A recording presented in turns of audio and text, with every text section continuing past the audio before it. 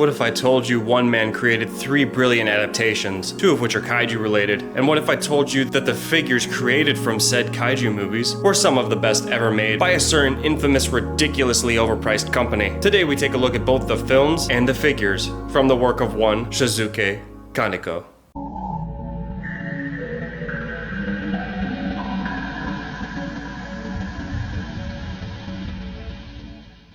Welcome to Playcast. When I was but a wee lad, I feel like every time I talk about Godzilla, those words come out of my mouth. Anyways, when I was a child, I was constantly renting different Godzilla movies from my local Blockbuster. When I think back to those days, it was the highlight of my childhood. What that says about me, I'll leave up to interpretation. Eventually, I came across this packaging right here. From the box art alone, I knew this movie was something else. Distinctly different. Darker.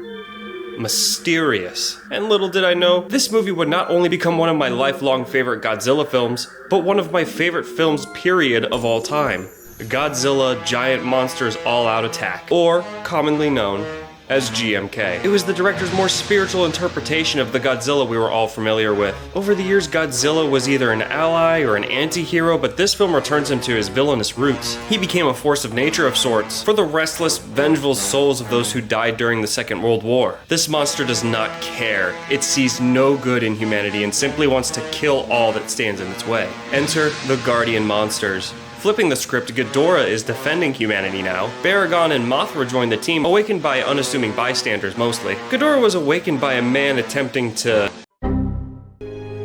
Mothra, well, I can't even say what they were trying to do when they woke it up. Baragon was the first to be introduced to the audience when a group of rogue bikers harass an elderly couple driving, seemingly awakening to the extreme faults of mankind. Also, a quick side note, I had the privilege of meeting Baragon's suit actress last year at G-Fest. I got a quick picture, and she signed my copy of the movie, which was an amazing experience. I will shill G-Fest till the day I die. Anyways, I won't give away anything else that happens in the film, but I cannot recommend it enough. Godzilla's design for the movie to this day is one of my favorites, and it translates well into his SH Monster Arts counterpart. This one here is its atomic breath variant, and the paintwork here is fantastic. The detail all around is, really. It's got all sorts of articulation, and contrary to some later figures, it doesn't crumble when you move it. Its articulation is incredible. Let's start off with the best of any good SH Monster Arts figure, the tail. 1,000,000 ball joints here pave the way for posable heaven, along with one at the ankle, the upper and lower knee, the upper leg, a slight waist swivel, an ab crunch, along with a ball joint at the shoulder, elbow, and wrist. The neck is articulated as well, and so is the jaw, with some lovingly crafted details inside,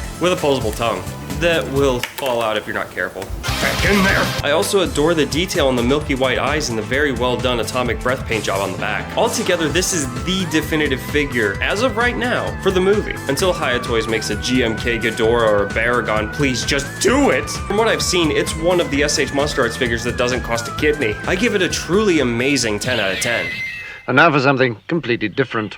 When I was watching Godzilla all those years, I was often shown some early Showa Gamera movies, and the one thing I remember is that they all felt like the same movie. And as a full-grown adult, I finally figured out why, and it's because the studio was so cheap they just reused footage from old movies in the new ones. So I kind of gave that franchise the cold shoulder for most of my life, until I found out about the Heisei trilogy, which were all created by Shusuke Kaneko. These films honestly are better than some, if not all, of Godzilla's Heisei era. While all Godzilla had going for it at the time was some great fight scenes and designs, this built on top of that. They were truly compelling and dramatic human stories. It's something where I truly don't want to go into too much detail because experiencing the trilogy for the first time is something truly special. I saw them for the first time in this box set here, and is currently the best way that I'd recommend you to watch these. I still haven't seen Gamera the Brave, but it's not what we're talking about today. And it looks a little too kiddie for my taste anyways. This is also coming from a guy that has a bunch of toy monsters. And one of my favorites is this guy right here, Gamera, from the mentioned Heisei trilogy. Let's get it out of the box.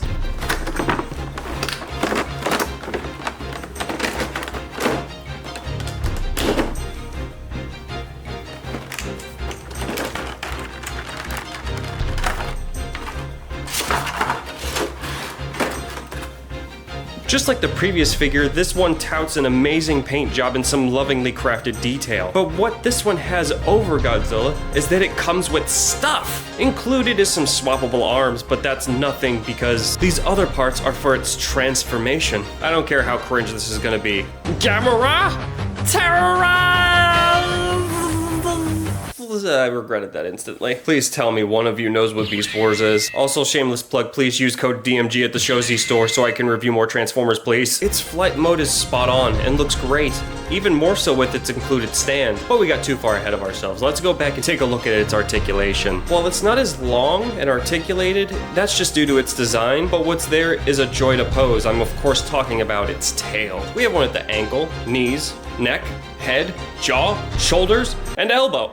I just wanted it to be perfect. One ball joint away, just one. Bandai! Shit. It's still pretty good though. I give this figure here a 9 out of 10. This man made some great movies. Then Bandai delivered and did them some justice by making some of the best SH Monster Arts figures out there. Oh wait, there's one third film adaptation I mentioned too. Oh yeah. He also brought Death Note to live action. No, not the Naked Brothers Band one.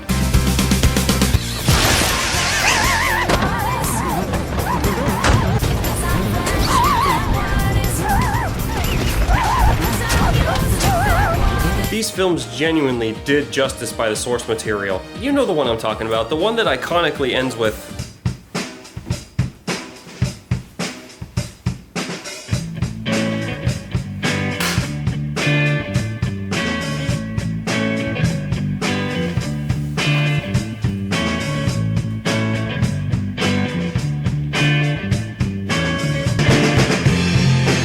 If you're enjoying the Godzilla content, buckle up because thanks to your support on the Shozy store, I was able to score something at a major discount.